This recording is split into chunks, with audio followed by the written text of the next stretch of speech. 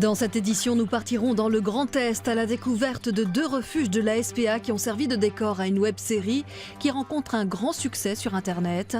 Nous visiterons dans le Gers une maison témoin qui présente en grandeur nature les nouvelles techniques d'éco-construction. Mais d'abord direction Tours où pendant 3 semaines, une architecte s'est mise dans la peau d'une personne handicapée. Son but, sensibiliser les pouvoirs publics au problème de l'accessibilité des bâtiments et des logements. Premier mètre et première difficulté en arrivant au travail. Je suis en pente, alors c'est toujours très délicat. Et puis alors là, il faut donner le petit coup de roue. Les déplacements, les gestes du quotidien peuvent devenir un calvaire pour les personnes à mobilité réduite. Durant 21 jours, Cécile Brégard a décidé de vivre à la force des bras. Alors les premières difficultés, c'est l'emprise du fauteuil. Parce que du coup, on se cogne dans tout. Dans les portes, dans les murs, dans le mobilier, donc c'est pas évident. Et la deuxième difficulté, surtout que je rencontre, c'est quand je me déplace, tout ce qui est ressaut et dénivelé. La jeune architecte, spécialisée dans l'accessibilité, souhaite mieux comprendre et travailler sur les difficultés rencontrées. J'aimerais sensibiliser moi ce que j'appelle les constructeurs de demain. Ce sont les architectes, ce sont les maîtres d'œuvre, mais c'est aussi les promoteurs, les collectivités, voilà, tous ces corps de métier qui sont un peu décideurs de comment on va dessiner la ville pour des usagers. Le constat, d'après l'Association des paralysés de France, il manquerait de logements adaptés et les nouvelles constructions ne sont pas toujours fonctionnelles. On a encore malheureusement des problèmes d'accès. Je pense à des balcons, à des terrasses, parce que là les réalisations n'ont pas toujours été bien effectuées. Et puis aussi au niveau des salles de bain, qui sont malheureusement encore des locaux trop exigus. Dans sa cuisine, la jeune architecte se rend vite compte que son logement est inadapté. Selon elle, il faut réfléchir à des logements modulables aux aléas de la vie.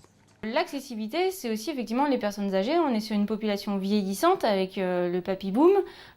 Donc c'est important pour les personnes aussi de pouvoir rester chez elles. À l'issue de son défi, Cécile Brégard lancera une association. L'objectif, regrouper des professionnels de l'accessibilité. Ah, ça y est. Nous restons dans les nouveaux modes de construction avec cette fois pour objectif l'économie énergétique.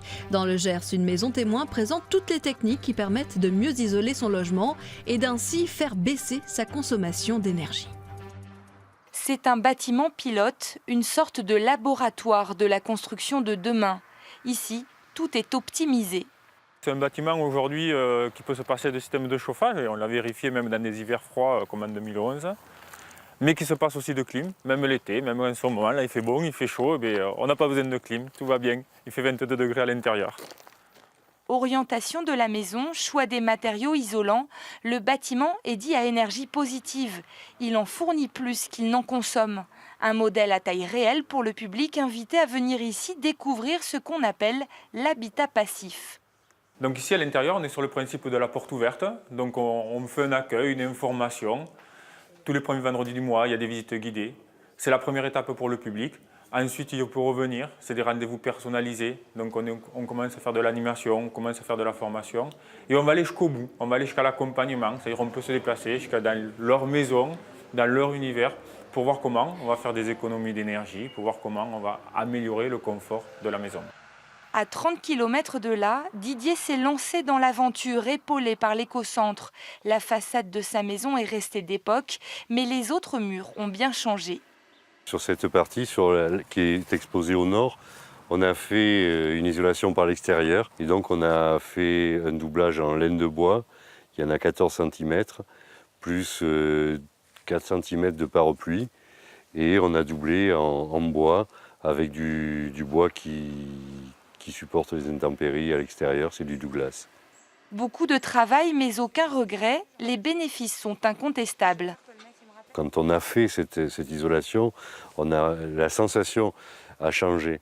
La sensation de ne plus avoir de parois froides, c'est plus agréable, tout simplement. On se sent mieux. Moins cher, plus performant, respectueux de l'environnement, l'éco-construction est en vogue. L'éco-centre accompagne chaque année une 40aine de familles avec un projet. Enfin, cet été encore, le chiffre des abandons d'animaux a battu des records. Afin de sensibiliser le public, un documentariste a réalisé une web-série intitulée « Au cœur des refuges ». Tournée dans 2 centres du Grand Est, il montre notamment le dévouement des bénévoles. L'idée de cette web-série, Au cœur des refuges, est née dans la tête et dans le cœur de 7 hommes. Stéphane Garetti est producteur et réalisateur. C'est une adoption qui l'a rapproché de la SPA. Tout a commencé par une vidéo que j'ai faite de ma petite chienne qui s'appelle Elé et que j'ai adoptée à Amance. Et en fait, la vidéo a circulé sur Internet, sur les réseaux sociaux et les gens l'ont visionnée à peu près 1 million de fois.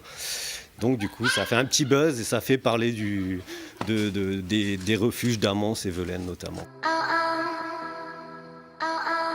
Sauver les animaux, c'est plus qu'un travail, c'est une passion.